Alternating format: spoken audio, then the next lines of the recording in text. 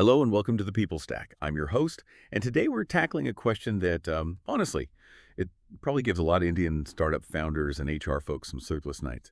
It's this. Can you really keep engaging someone as a contractor or consultant for years and years? Or, should they actually be classified as an employee? It's a super critical difference, and believe me, getting this wrong can open up a whole world of legal and financial trouble. So, our mission today is simple. Cut through the complexity, talk about this in plain English, no heavy jargon. By the end of this, you should have a much clearer picture of the risks involved, the actual laws here in India, and importantly, what smarter compliant options you have. But first, just the usual quick note. The views expressed here are ours, the host, and the guest, and shouldn't be taken as legal advice. Always talk to a lawyer for your specific situation. Absolutely. And this isn't just, some minor compliance point for startups in India. It's fundamental. It hits your bottom line, your reputation, frankly, your ability to survive long term.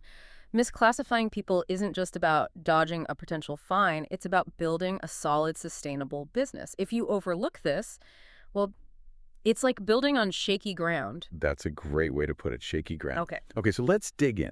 Why is this such a big deal for startups, especially when you're just starting out, bootstrap mode? Yeah. There's this real attraction to flexibility, right? The thinking often goes, look, if we just hire them as consultants, we avoid payroll hassle, no PF, no ESI, none of those employee benefit things. It seems lighter, faster, this sort of illusion of flexibility. But what happens when that illusion bumps up against the legal reality here in India? Yeah, that's usually where the trouble starts.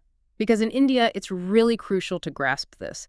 Even if you have a contract beautifully drafted that screams consultant or independent contractor, the courts, the regulators, they can and often do look right past that piece of paper. What they care about is the actual day-to-day working relationship, the substance of it. If it looks like an employee, acts like an employee, they'll classify them as an employee.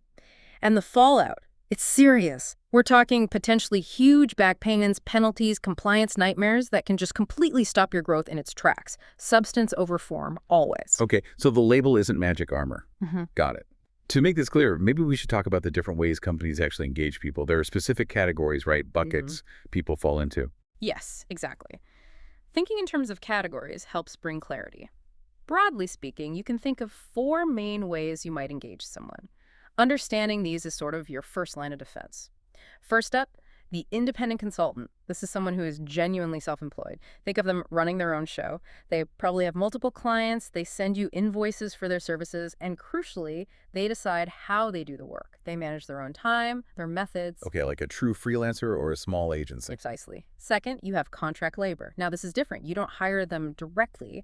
They're provided to you by a licensed staffing agency. That agency is their actual employer, responsible for all the legal stuff, PF, ESI, everything.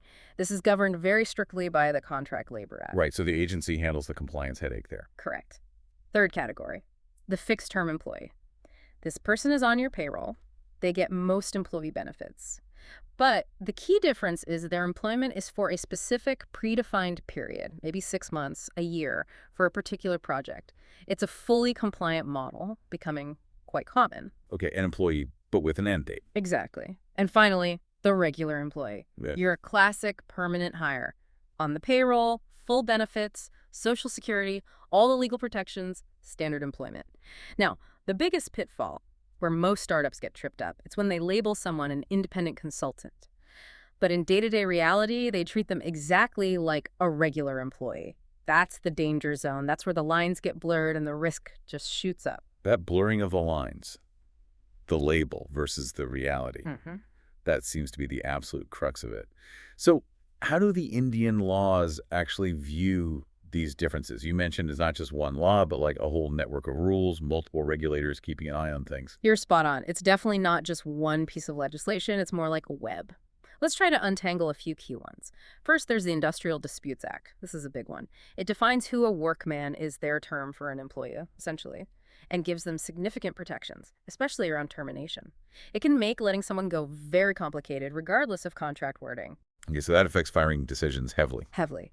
Then you've got the Shops and Establishments Acts. These are state-level laws, so they vary depending on where you operate in India. They cover things like working hours, mandatory leave, holidays, general working conditions. You need to know your local rules. Right, state-by-state differences. Then the big Social Security laws, the Employees Provident Funds Act, EPF, and the Employees State Insurance Act. ESIC. If someone is deemed an employee, contributing to their PF and ESI is mandatory for the company. No ifs, ands, or buts. And these are the authorities that will come after you for back payments, plus interest and penalties if you misclassify. Ouch. Okay. What else? The Income Tax Act plays a role too. The rules for tax deducted at source, TDS, are different. For employees, TDS is under salary. For consultants, it's usually under professional fees, Section 194C or 194J. That difference is a big signal to the taxman if things don't add up. And let's not forget GST, goods and services tax. An independent consultant might need to register for GST and charge it if their income crosses a certain threshold. Employees don't. Another clear difference. Yep. And finally, acts like the Payment of Gratuity Act and various minimum wages acts. These kick in specifically if it's truly an employment relationship. Gratuity, especially, can become a significant cost if someone works for 5 years or more. So yeah, put together, these laws create a pretty strong safety net for workers, and companies ignore them at their peril. It's definitely comprehensive frameworks. You said earlier, the courts don't just rely on the contract label, they dig deeper. They have specific ways, like tests, to figure out what the relationship really is. Exactly right. Indian courts are very experienced in looking past the paperwork. They use several tests. Think of them as lenses to see the substance over the form. 3 main tests usually come up. First is the control test. This is fundamental. Who actually controls how the work is done? Does the company dictate the working hours? Provide the tools and equipment? Tell them how to perform the task step by step? Is there a manager they report to daily like other staff? If the company has significant control over the manner of work, it points strongly towards employment. An independent consultant usually has much more autonomy. Okay, so control over the how. What's next? Second is the integration test. How deeply is this person integrated into your organization? Are they attending regular staff meetings? Do they have a company email address? Are they listed on internal directories? Do they represent the company to clients? If they're basically woven into the organizational structure, performing core business functions rather than just providing an auxiliary service, that again suggests employment. Makes sense. Part of the furniture, so to speak. Sort of, yeah. And the third one is the economic reality test. This looks at financial dependence.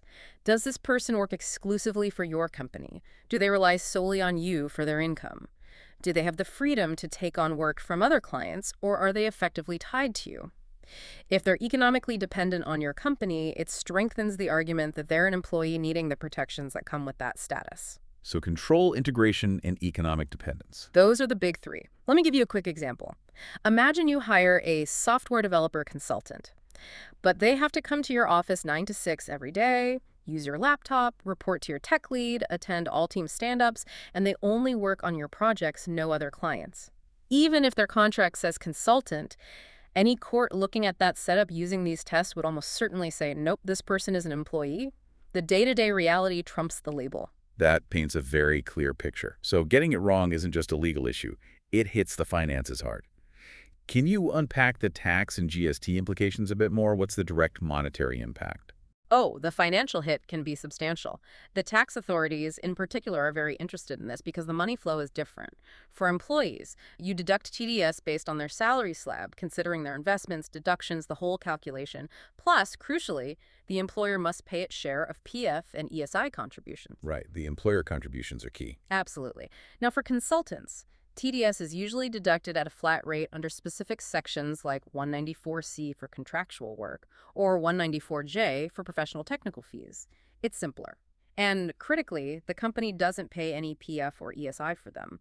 On the GST side, if someone is genuinely an independent consultant and their total annual service income crosses the threshold, usually 20 lakhs, though it can vary, they need to register for GST and charge it on their invoices to you. If they should be registered and aren't, or if they are misclassified, you, the company, could potentially get dragged into issues related to unpaid GST. Okay, so different TDS rates, no PSES for consultants, and potential GST issues. Exactly. And the biggest danger is the retrospective impact. If an authority decides your consultant was actually an employee all along, they can demand you pay all the arrears, the unpaid PF contributions, both employer and employee share, the unpaid ESI, the difference in TDS, often plus hefty interest and penalties, going back several years. That can be a massive, unexpected financial blow, enough to seriously damage a startup. A huge potential liability just waiting there. Yeah. So what happens if This isn't just for a short project, but a company keeps someone on a contract for years, 5 years, 7 years. What are the risks then? Does it just get worse? Feels like a ticking clock. It absolutely is a ticking clock, and the risks definitely compound over time. It gets significantly worse. Firstly, that retrospective PF and ESI liability just grows and grows each year. Imagine being hit with 5 or 7 years worth of back payments plus penalties for multiple people. That's often the biggest financial shock. We're talking potentially very large sums. Okay, the Social Security bond gets bigger. Much bigger. Secondly, the Gratuity Act kicks in. If someone completes 5 years of continuous service and is deemed an employee, they are legally entitled to gratuity upon leaving. That's another significant lump sum payout you suddenly become liable for. 5 years is the magic number there. Generally, yes, for gratuity eligibility. Then there's the increased chance of attracting labor inspector scrutiny. Companies that rely heavily on long-term contractors who seem like employees are waving a red flag.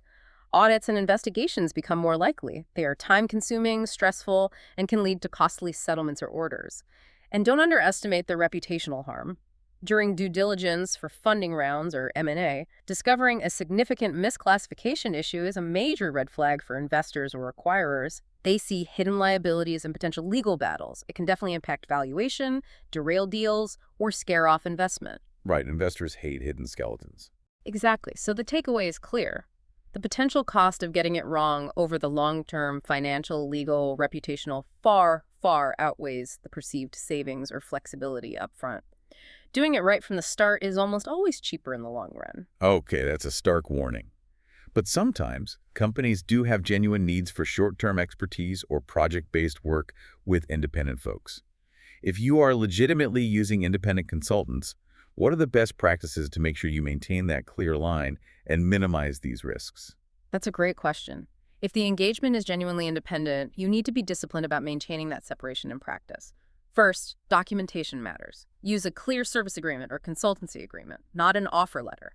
The language should focus on deliverables, scope of work, payment linked to milestones or invoices, not salary. So the paperwork needs to reflect the reality. Precisely. Second, you must maintain their independence in how they operate. Avoid setting fixed daily working hours. Don't insist they work only from your office. Don't provide them with standard employee benefits like health insurance, paid time off, or company laptops unless absolutely essential for the specific task and clearly defined.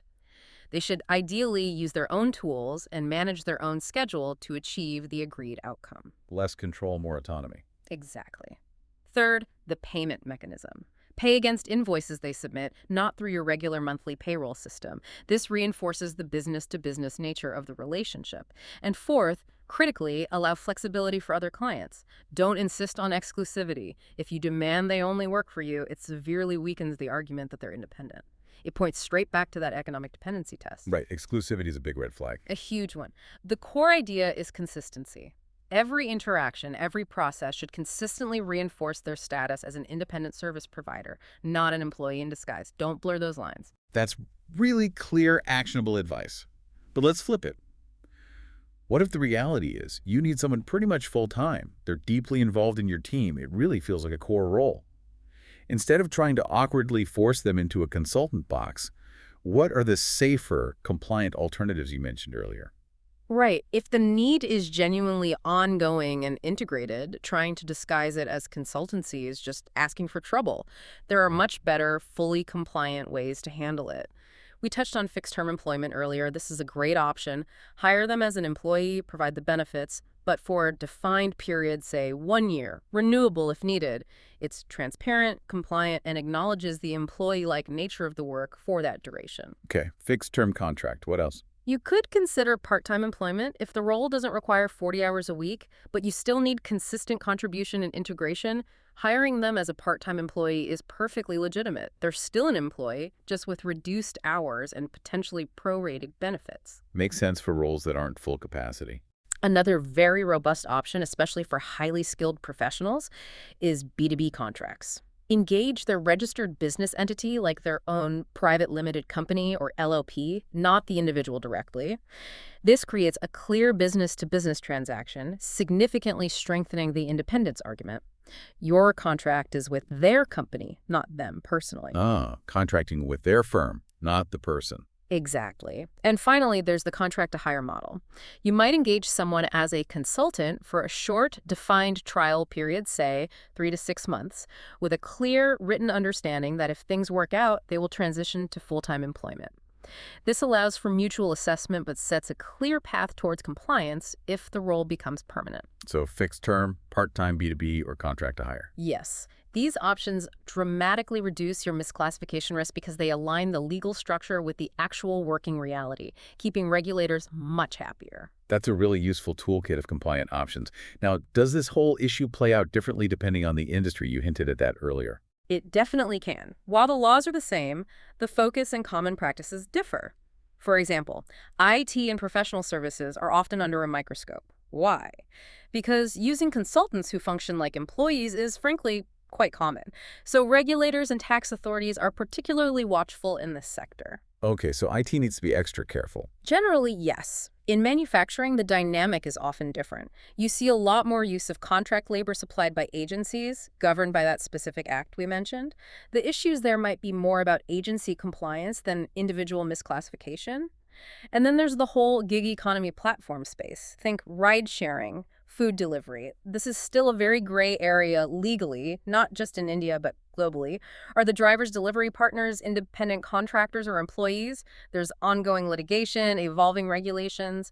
It's complex because elements of both control and independence exist. Yeah, that's a hot topic everywhere. It is. So the key takeaway is understand the common patterns and specific regulatory focus within your own industry. Don't just assume what works in one sector is fine in yours. Context matters. Absolutely. Okay, this has been super helpful. Before we wrap up, let's do a quick rapid-fire round. Some common questions founders tend to ask. Sounds good. Let's go. Okay, first one. Can I keep someone as a contractor for, say, 3 years straight? Technically, yes, the contract can exist. But is it safe? No. The risk level becomes extremely high. The longer it goes on, especially if they're integrated, the harder it is to defend the contractor status if challenged. High risk. Got it. Do consultants get PF and ESI? No. Genuinely independent consultants are responsible for their own financial planning and Social Security. They only become eligible if a court or authority reclassifies them as an employee retrospectively. Should I give a consultant an offer letter? Definitely not. Offer letters signal employment. You need a proper service agreement or consultancy agreement. Wording is critical. Okay. Can I stop my consultant from working for other companies? Put an exclusivity clause. You can put it in the contract, but it's a really bad idea if you want them to remain classified as a consultant.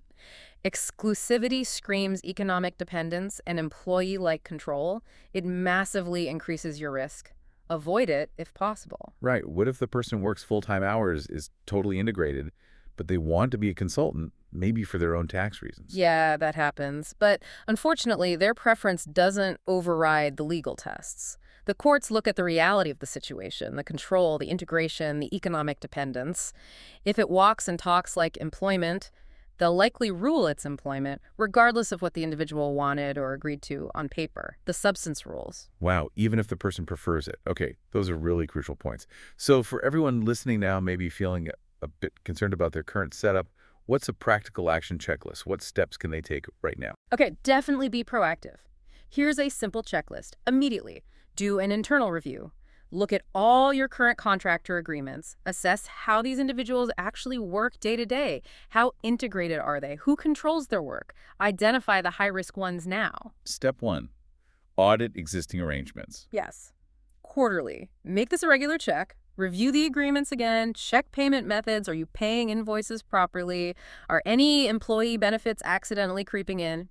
Keep it clean. Regular checks, okay? Annually, formally review and, if appropriate, renew service agreements. Don't let them just roll over indefinitely without review. Documenting this regular review process shows you're managing these relationships consciously. Document the reviews, got it. And the most important thing, maintain robust documentation. Keep copies of all service agreements, clear scope of work documents, all invoices submitted and paid, any communication that supports their independent status. If you're ever questioned, good documentation is your absolute best defense. Excellent. Review, audit quarterly, renew annually, and document everything. That's the gist of it for ongoing management. Perfect.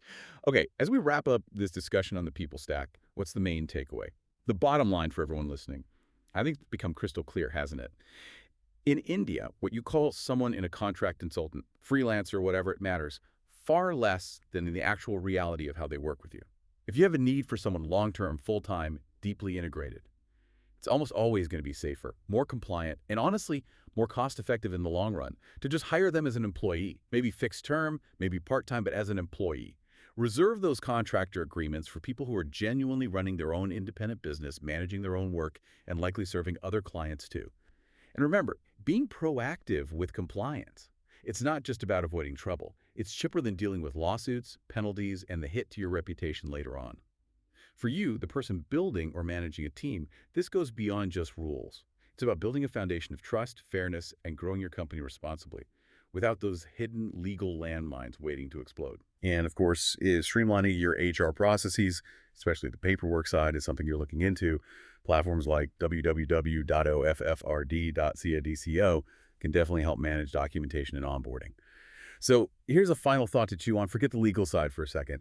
What kind of company culture are you actually building if you label someone a contractor but expect them to act just like an employee? Something to think about. That's all the time we have for today's episode of The People Stack. Thank you so much for tuning in. Stay compliant, build your teams responsibly, and I'll catch you next time.